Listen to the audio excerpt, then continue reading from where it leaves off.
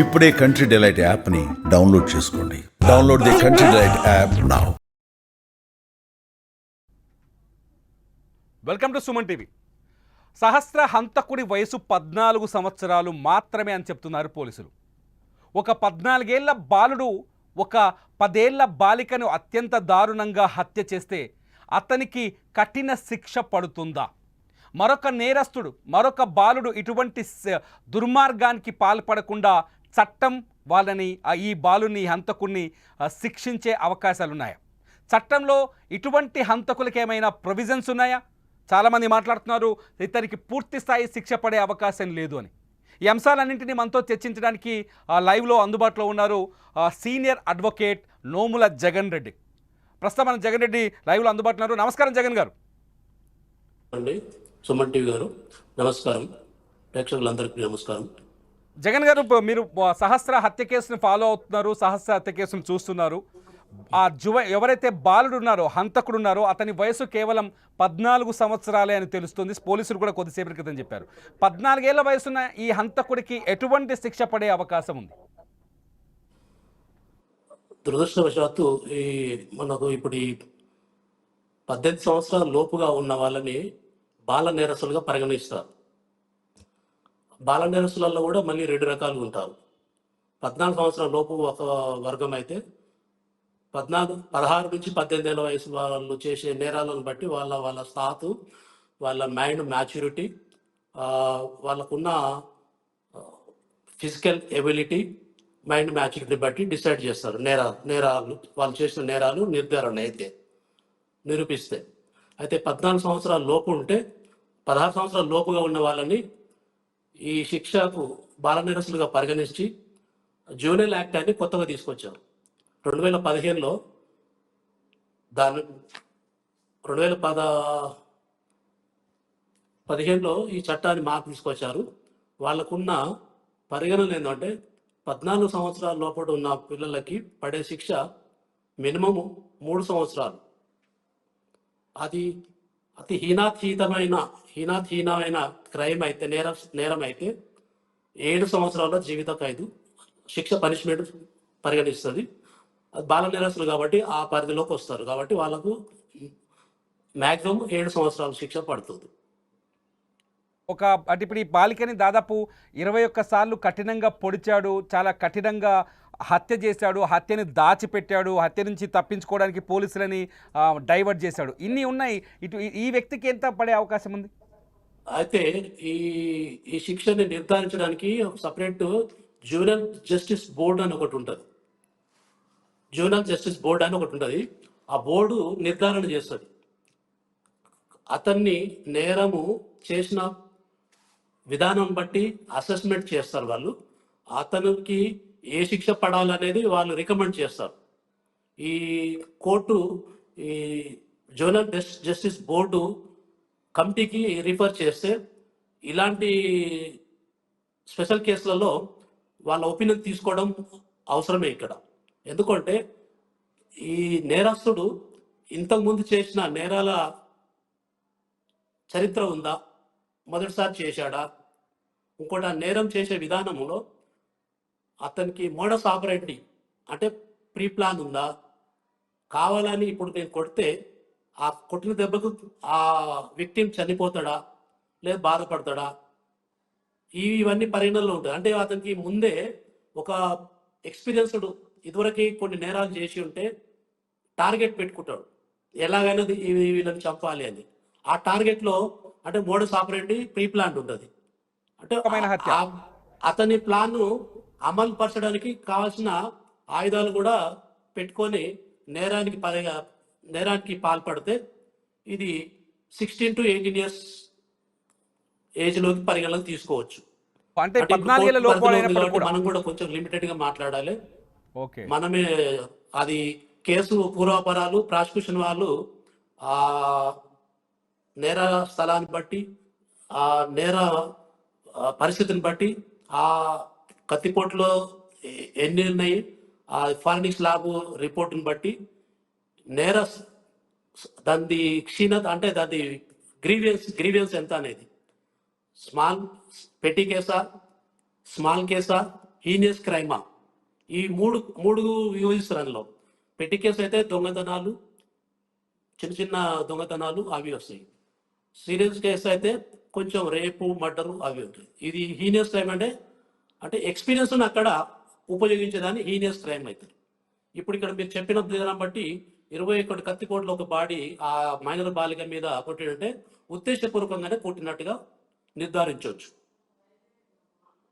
ఇతనికి కఠినమైన శిక్షనే పడే అవకాశం ఉందా? జువెనల్ బోర్డు కూడా ఆ విధంగానే ఆలోచిస్తుందంటారా? ఏజ్ పరిగణలోకి తీసుకుంటే దురదృష్టవతం మన దగ్గర 16 సంవత్సరాలు 18 సంవత్సరాల లోపలకు మైనార్టీలో కింద పరిగణలోకి తీసుకుంటారు. ఇతను మేజర్ కాదు కాబట్టి అడల్ట్ కింద రాడు. అయితే రికమెండేషన్ ఉన్నాయి కానీ ఇంకా అవి అమలు పరచట్లేదు. 16 ఇయర్స్ నుంచి 18 సంవత్సరాల లోపుగా ఉన్న ఇలాంటి క్రైమ్స్ ని ఒక పరిపక్వం చెందిన మానసిక పరిస్థితిలో మేజర్గా చేసినట్టుగానే ట్రీట్ చేయాలనే రికమెండేషన్ ఉంది కానీ ఇంకా దాన్ని యాక్సెప్ట్ అమల్లోకి రాలేదు. 18 సంవత్సరాలు దాటితేనే ఒక యుక్త వయస్సులు దాటినట్టుగా ఒక మనిషిగా పరిగణలోకి తీసుకొచ్చి ఆ నేరాన్ని ఆ రకంగా తీస్తారు. ఇక్కడ వచ్చి ఏంటంటే ఈ బాల నేరస్తులకి దీన్ని చైల్డ్ కేర్ అండ్ ప్రొటెక్షన్ కిందనే తీసుకుంటారు. ఈ జూనియర్ యాక్ట్ అనేది 2015లో child care and protection. Jagan Reddy గారు ఢిల్లీలో నిర్భయ హత్య కేసు తర్వాత ఈ 2015 యాక్ట్ ఒకటి ఇది మార్చారు కదా. 16 సంవత్సరాల తర్వాత కూడా వాళ్ళ నేరం తీవ్రతను బట్టి అడల్ట్గా పరిగణించవచ్చని. సో ఇక్కడ 14 ఏళ్ల వయసు ఉంది. ఇతను ఒక అడల్ట్ లాగానే ఆలోచించాడు, ఒక అడల్ట్ లాగానే కసిదీరా పొడిచాడు. మోటివ్ దొంగతనం ఉంది. గతంలో కూడా ఇతను దొంగతనం చేయడానికి ఒక మాస్టర్ ప్లాన్ రాసుకున్నాడు. వాళ్ళ మదర్ చెప్పిన దాని ప్రకారం ఒక ఫోన్ని ఇంట్లో తెలియకుండా అంటే బయట నుంచి కొనుక్కోగలిగాడు. ఇంత క్రైమ్ బ్యాక్గ్రౌండ్ కనిపిస్తుంది. దీన్ని ఆ విధంగా తీసుకునే ఛాన్సెస్ ఉన్నాయా? ఇవన్నీ బ్యాక్గ్రౌండ్ ఆఫ్ ది ఆ వ్యక్తి ఆ అక్యూజ్డ్ బ్యాక్గ్రౌండ్ నేర చరిత్రను కూడా పరిగణలో తీసుకొని ఛార్జ్షీట్లో ఇవన్నీ వేసి ఇదివరకు అతని మీద కేసులు రిజిస్టర్ అయి ఉండి అవి అండర్ ట్రయల్ కింద ఉండి అవి కూడా ప్రూవ్ అయ్యి దీనికి సపోర్టివ్గా అవి ఉంటే అప్పుడు నేర చరిత్ర అయితే నిర్ధారణ ప్రూవ్ చేయొచ్చు. కానీ ఏజ్ ఒకటి పరిగణలో తీసుకోవడం మాత్రం ఈ అప్ టు 7 years మాత్రమే శిక్ష పడే అవకాశాలు ఉన్నాయి. కానీ సహస్ర తల్లిదండ్రులు, మనం ఒకసారి ఎమోషన్ యాంగిల్లో వెళ్దాం. ఇందులో సహస్ర తల్లిదండ్రులు చెప్తున్నారు, ఎట్టి పరిస్థితుల్లోనూ నా కూతుర్ని చంపిన వాళ్ళని బతకనివద్దు, అతనికి కఠినమైన ఉరిశిక్ష పడాలి, మరణశిక్ష పడాలి అని కోరుకుంటున్నారు. అటువంటి ఛాన్సెస్ ఉన్నాయా? మరణశిక్ష వైపు వెళ్ళే ఛాన్సెస్ ఏముందా ఈ కేసులో గట్టిగా వాదిస్తే? ఒక నిండు ప్రాణాన్ని బలిగొన్న ముద్దాయికి ఒక సామాన్య మానవులుగా అందరము దాన్ని ఖండించాల్సిందే, తీవ్రంగా ఖండించాల్సిందే. ఇలాంటి నేర చరిత్ర ఉన్న ఈ బాలులు కానీ పెద్దవాళ్ళు కానీ ఇలాంటి వాటికి ఎక్కడ స్థానం లేకుండా శిక్షించాల్సిందే. కానీ చట్టం దృష్టిలో చూస్తే మాత్రం చట్టము పొందుపరిచిన, రాజ్యాంగం పొందుపరిచిన, చట్టం పొందుపరిచిన నియమాల అనుకూలంగానే ప్రాసిక్యూషన్ వాళ్ళు జస్టిస్ అయినా చేయాల్సిందే. కానీ ఇక్కడ ఏంటంటే ఇప్పుడు చెప్పిన ఈ తల్లిదండ్రుల ఆవేదన అది వాళ్ళ కడుపు కోత అది ఎంత వెలకట్టలేని తీవ్రమైన కడుపు కోత గురి చేస్తుంది వాళ్ళని. ఆ ఉక్రేషంలో మాట్లాడడంలో సహజంగా మాట్లాడచ్చు, దానికి న్యాయం కావాలని అందరము సహకరించవచ్చు. కానీ చట్టం నిర్దేశించిన చట్టం ప్రకారంగానే మనం రాజ్యాంగం కానీ మన కోర్టులు కానీ చట్టాలు కానీ అడ్వకేట్లు కానీ ప్రాసిక్యూషన్ కానీ అప్రూవ్ చేసేంత వరకే ఉంటుంది. కాబట్టి మిగతా నిర్ణయాన్ని అనేది జడ్జి గారు ఆ కోర్టులో ప్రాసిక్యూషన్ వాళ్ళను పొందుపరిచిన ప్రూవ్ చేసిన కేసుని బట్టి తీర్పు ఇవ్వడం జరుగుతుంది. కానీ ఇక్కడ ఇప్పుడు అమల్లో ఉన్న చట్టం ప్రకారం అయితే 16 సంవత్సరాల లోపుగా ఉన్న పిల్లవాళ్ళకి 7 సంవత్సరాలు మించి శిక్ష లేదు. 7 సంవత్సరాల వరకు శిక్ష పడే అవకాశం అయితే ఉంది.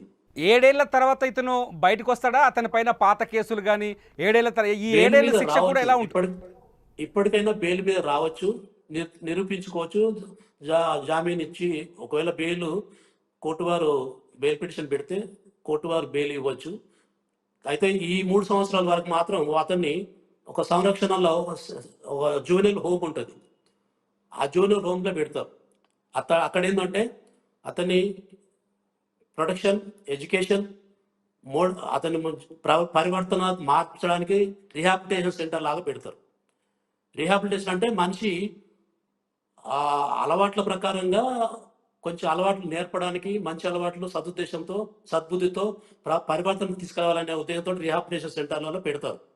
ఆ 3 సంవత్సరాల్లో అతను పరివర్తన చెంది ఏదన్నా జ్ఞానోదయమై అలాంటి వాటికి దూరంగా మెసులితే దాన్ని బట్టి కోర్టు వారు అతనికి అవకాశం ఇస్తారు. ఏదైనా నువ్వు చెప్పుకునేది ఉంటా, ఈ నేరానికి నువ్వు అంగీకరిస్తున్నావా, లేకపోతే దాని మీద నువ్వు ఏమైనా పరిపక్వత చెందుతున్నావా, నీ మనోవేదన ఎలా ఉంది, అదే నీ సొంత చెల్లెలో అక్కనో అయితే ఇలాగే చేస్తే, ఎవరైనా వేరే వాళ్ళు చేస్తే నీలో మార్పు ఎలా ఉంది, ఇప్పుడు నువ్వేమి కోరుకుంటున్నావు, కోర్టు నీకు ఏమి శిక్ష వేయాలో నువ్వేమైనా చెప్పుకునేట్టు చెప్పుకో అన్నప్పుడు అతను చెప్పే విధానాన్ని బట్టి కూడా కొంచెం రిలాక్సేషన్ ఇవ్వచ్చు. మనం ఒక మాటలో చెప్పాలి అంటే ఈ సహస్ర హంతకుడికి కఠిన శిక్ష పడే అవకాశం ఎక్కడా లేదని చెప్పొచ్చా? సింగిల్గా ఒక డైలాగ్ చెప్పాలంటే కఠిన శిక్ష అనేది ఇప్పుడు చట్టం పరిధిలోనే మనం మాట్లాడాల్సి వస్తుంది. చట్టానికి అతీతంగా పోతే అది వర్కౌట్ కాదు. చట్టం పరిధిలో మాట్లాడు కాబట్టి 7 సంవత్సరాలకు మించి లేదు.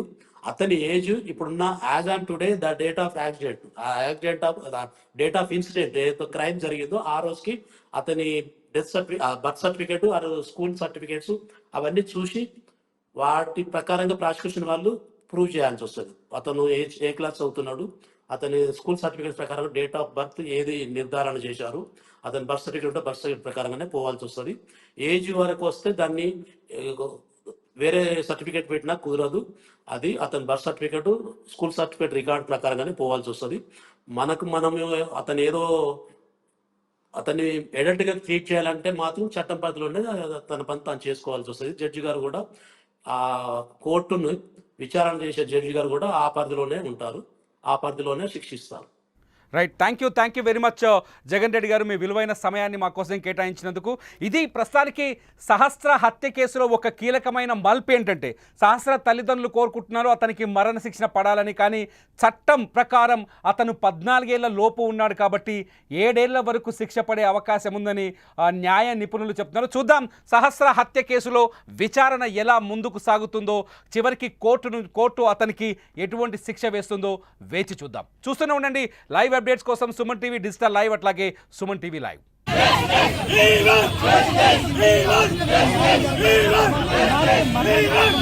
సుమన్ టీవీలో మీ పర్సనల్ అండ్ బిజినెస్ ప్రమోషన్స్ కోసం కింది నెంబర్కి కాంటాక్ట్ చేయండి.